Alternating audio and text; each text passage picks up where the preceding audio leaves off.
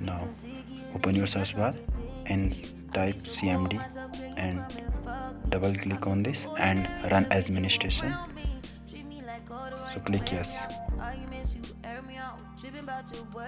Now open first command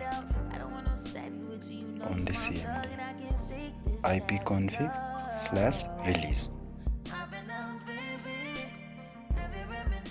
And now type second command, ipconfig/all.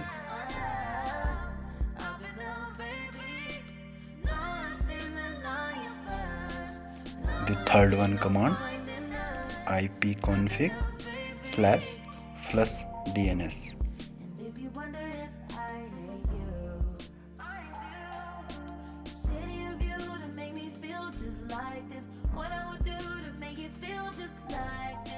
The fourth one, ipconfig/renew.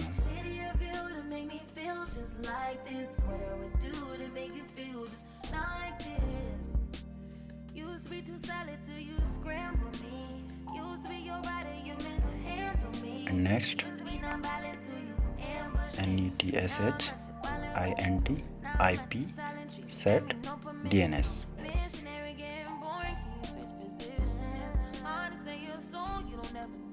The last one, netshint reset.